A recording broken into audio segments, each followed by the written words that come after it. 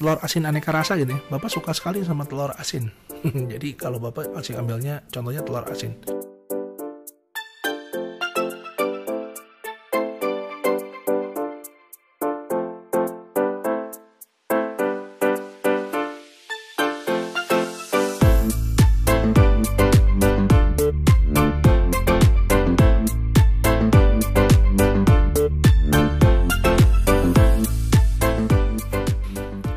Selamat pagi anak-anakku sekalian, ketemu lagi sama Bapak di pelajaran simulasi digital.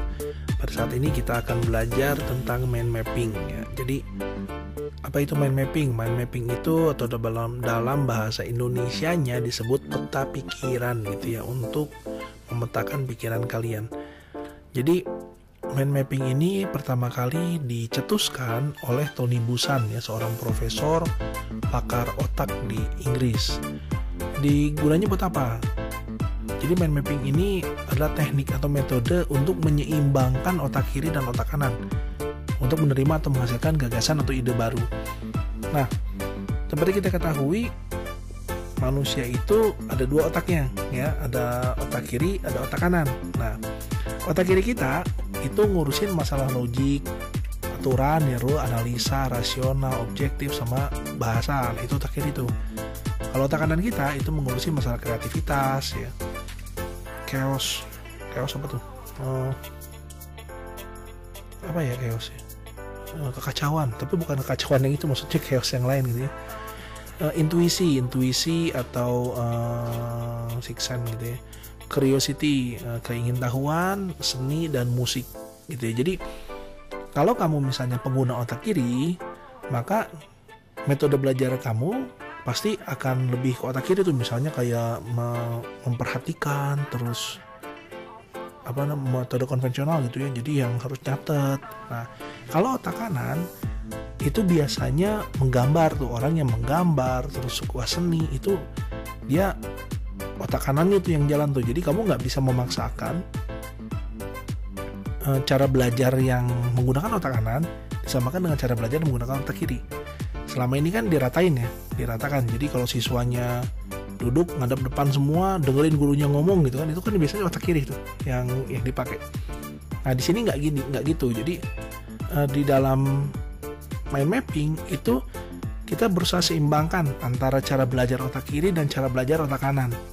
Sebenarnya bukan cuma di cara belajar aja, tapi dalam pekerjaan juga biasanya kita pakai gitu ya. Cuman kan kalau kamu kan siswa ya, jadi kita belajarnya untuk cara belajar aja deh.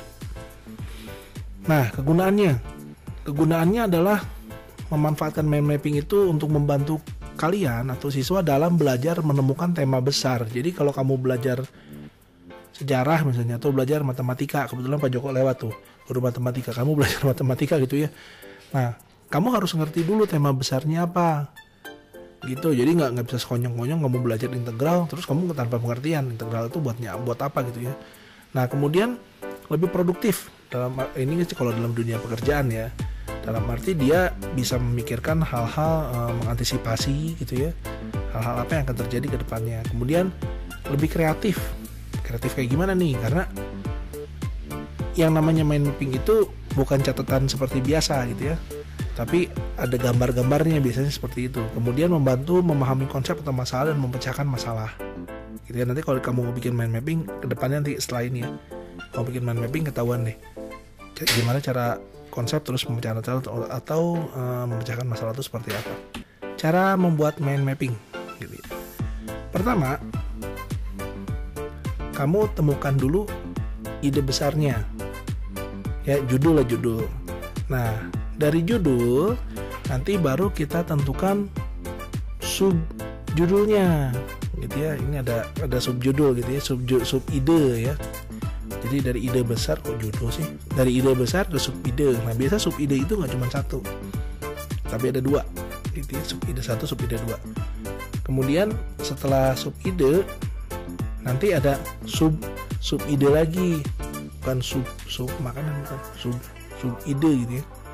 Jadi idenya makin kecil gitu ya. Nah, dari ide besar ke sub ide sama sub ide ini itu lebih mengerucut. Jadi kalau misalnya kamu mengerjakan sesuatu step by step, ketika kamu membuat sebuah mind mapping, pertama kamu butuh media ya, kamu bisa menggunakan kertas, ya, papan tulis, dinding. Kamu bisa menggambar di dinding gitu ya, yang ukurannya agak gede gitu ya, agak gede. Jadi kalau misalnya kertas gini nggak cukup ya sambungin aja. Enggak sih, bisa gambarnya kertas kecil aja. Nah kemudian tentukan temanya, gambar paling tengah media, misalnya kayak gini nih, kamu mau bahas tentang apa? Listrik dinamis misalnya, listrik dinamis. Nah kemudian yang berhubungan sama listrik dinamis itu apa aja? Nah ini subtema nih, tidak perlu garis lurus ya, nggak perlu misalnya garis gitu, nggak perlu pakai sungai kayak gitu, sungainya. Saya dia dalam listrik dinamis itu ada energi, ada arus, ada hambatan, ada hukum Kirchhoff, ada tegangan, gitu ya. Nah kemudian warnain aja. Jadi kalau di mind mapping itu nggak melulu si buku kamu tuh kayak gini loh, maksudnya ini kayak gini nih, ini ya kamu nulis begini gitu kan. Ya bagus sih, maksudnya ini kita pakai juga. Ini kita pakai kalau misalnya kita mau bikin laporan gitu kan. Tapi kalau untuk kamu pribadi, lebih baik kamu gunakan mind mapping dalam belajar. Misalnya pelajaran apa aja gitu ya, bukan pelajaran apa aja, semua pelajaran bisa kamu bikin mind mappingnya. Lebih mudah untuk kamu untuk ngapalin gitu. Kemudian tambahkan gambar yang menarik atau yang sesuai. Kalau misalnya tentang listrik ya kamu jangan gambar makanan, di sini nggak nyambung gitu ya, nggak nyambung. Itu jadi kalau misalnya temanya tentang boga, misalnya boga dasar misalnya bumbu, nah kamu masukkan gambar sesuai, jangan masukin gambar besi di situ yang nggak masuk gitu kan, ini buat apa gitu. Nah kemudian kalau kamu nggak ngegambar juga pakai kertas, itu ada satu software yang bapak pakai tadi bapak pakai itu ya, itu namanya Edraw ya, Edraw MindMaster. Nah itu buat ngegambar tuh, buat ngegambarin mind mapping. Tapi memang nggak bisa seperti ini gitu ya. Ini mah tetap harus gambar sendiri. Nah ini perbandingannya. Metode konvensional ya di sini ya, ini tuh gurunya berdiri gitu kan, ngejelasin terus anaknya bingung. Ini bapak ngomong apa gitu kan.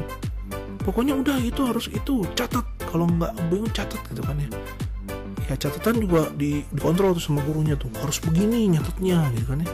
Ya enggak, tiap anak itu beda-beda ya, tiap kamu beda-beda. Nah di mind mapping ditawarkan yang ini, kira-kira kamu lihat belajar seperti ini atau dibandingkan dengan yang ini, lebih enak yang mana? Kalau bapak sih kayaknya lebih enak yang ini ya. Itu artinya catatan kamu loh, ini ngomong catatannya. Kemudian contoh lainnya ini nih, yang tadi listrik gitu kan. Nah kemudian ini dia belajar tentang Leonardo da Vinci gitu ya. Jadi dia daripada dia baca biografinya Leonardo da Vinci yang sebuku, lebih baik dia mind mapping kan gitu ya. Jadi penemuannya apa aja, kemudian seninya apa aja gitu. Nah ini membantu kamu juga untuk belajar gitu ya. Nah ini contoh-contoh mind mapping nih. Ini untuk entrepreneur ya. Entrepreneur itu kewirausahaan. Misalnya kamu mau bikin kerajinan kain perca gitu ya, kamu lihat punya kain perca, kamu bikin kerajinan kain perca. Nah kamu harus mulai memikirkan, kita akan kemungkinan apa aja yang akan keluar dari kain perca. Contoh gini, jenis yang bisa dibuat apa aja. Oh kita bisa bikin boneka, kita bisa bikin bros, bikin lukisan, bikin keset kaki. Nah ini udah mind mapping nih. Jadi nggak jangan ke bawah tapi di samping. Terus dari mana kain percanya? Ambil ke garmen atau ke tukang jahit gitu kan, minta gitu ya, minta. Nah ini bisa dipecah lagi nih, minta apa beli gitu ya, minta beli. Kemudian bahan, kita butuh bahan buat kain perca apa? Kain perca udah pasti tuh benang, kancing, peniti, itu bahan ya. Kemudian harganya berapa? Oh bedain deh, kalau misalnya kita bikin boneka yang gede berapa, yang sedang berapa, yang kecil berapa. Kemudian alatnya apa aja nih? Kita butuh gunting, butuh jarum, butuh apalagi gitu ya. Kemudian pemasarannya kemana? Kalau kita udah punya produk mau dipasarkan kan, harus dijual. Jualnya kemana? Oh ke teman di sekolah. Kalau kamu punya teman paksa aja dia beli. Di endorse tuh di endorse ya, di Instagram atau apa gitu ya. Di Instagram atau di toko online. Jadi kalau kamu punya mind mapping seperti ini, daripada kamu tulis biasa, ini kan lebih enak, lebih jelas kan langkah-langkahnya, stepnya apa. Jadi kamu bisa checklistin gitu. Kamu bikin yang mana dulu nih? kemudian udah checklist ya, lebih mudah bacanya kan, biasanya lebih mudah bacanya sih. Atau gini, ini telur asin aneka rasa gitu ya, Bapak suka sekali sama telur asin. Jadi kalau Bapak masih ambilnya contohnya telur asin, misalnya telur asin aneka rasa, selama ini telur asin rasanya gitu-gitu doang asin, ya namanya juga telur asin. Nah gimana kalau telur asinnya rasa strawberry, rasa vanilla, rasa pandan gitu kan, itu lebih enak loh, lebih enak ya. Bapak pernah nonton soalnya, pernah nonton ada yang bikin telur asin rasa strawberry gitu kan, keren banget. Nah pemasarannya kemana? Atau dari bahan dulu deh, bahannya apa? Telur bebek itu udah pasti ya. Kemudian perasa makanan ya, perasa makanan strawberry, pandan sama vanila, sabut kelapa untuk membungkus telurnya itu kan, abu gosok, air secukupnya gitu kan, itu bahan tuh. Alatnya apa? Panci, kompor, tabung gas 3 kilo, kompor 2 tungku, tabung gas 12 kilo gitu ya. Kamu tulis tuh, tulis. Nah kemudian pemasarannya kita mau kemana aja nih? Kalau udah beres nih, oh budget budget dulu nih. Budget itu berapa yang harus kita keluarkan ya, misalnya telur asin 10 kilo berapa harganya, perasa makanan berapa harganya, sabut kelapa beli apa minta gitu kan, abu gosok 5 kantong berapa harganya gitu ya.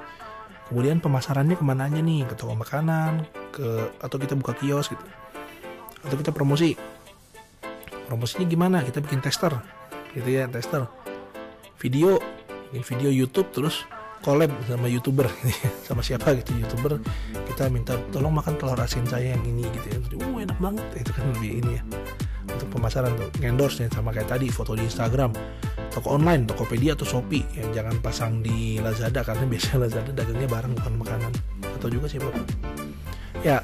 Contoh lain lagi ini nih untuk manajemen ketika kamu mau pergi ke satu tempat gitu ya. Nah hal-hal yang perlu kamu pikirkan adalah pertama, akomodasinya, kamu mau tinggal di mana, di hotel kah? Hotelnya alamatnya di mana? Dekat nggak sama tempat tujuan gitu ya. Terus sebelum berangkat nih, kamu butuh apa aja? Butuh tiket, butuh paspor, butuh booking hotel, kendaraan ke airport kemana? Terus bawa duit cash atau bawa kartu kredit gitu kan ya, baju.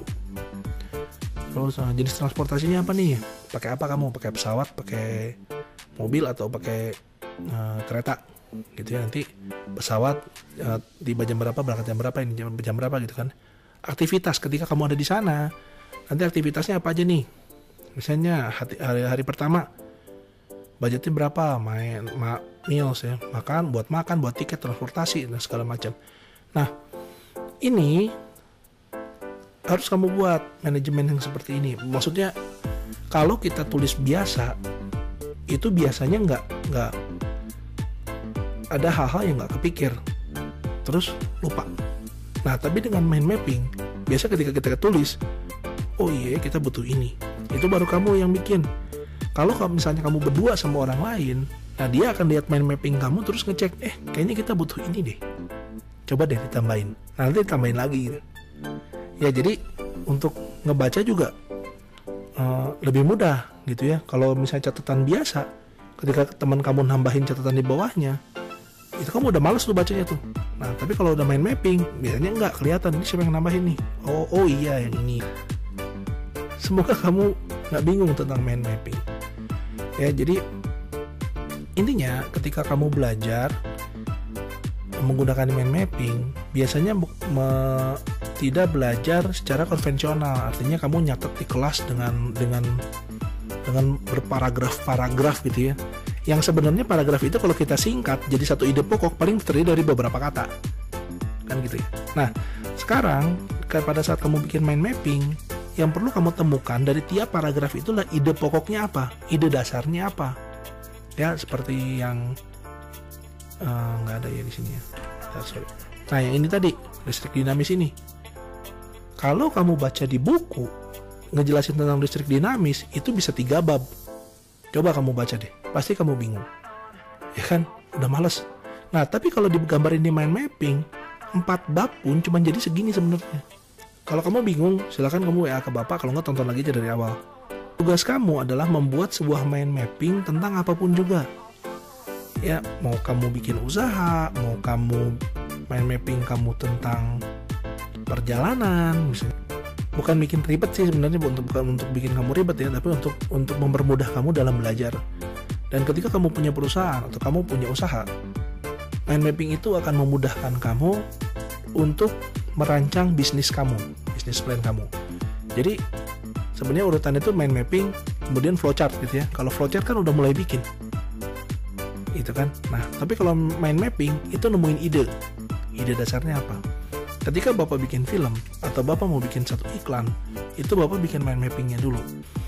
Nah, sekarang kamu coba bikin satu mind mapping, ya, mind mapping tentang apa saja, silahkan nanti kumpulkannya kemana, nanti ada link tugasnya. Nah, setelah ini kamu lihat deh yang video Bapak tentang pembelajaran dengan menggunakan Google Classroom ya. Nah, jadi kamu boleh gambar atau boleh pakai software. Kalau kamu nggak punya komputer, gambar aja di kertas.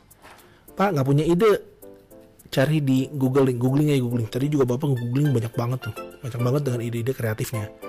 Ya, jadi silahkan kamu pakai, silahkan kamu belajar menggunakan mind mapping, dan Bapak berharap ketika kamu masuk ke pelajaran lain pun kamu tetap menggunakan mind mapping kalau kira-kira itu sesuai sama kamu. Kalau enggak, ya nggak usah dipakai.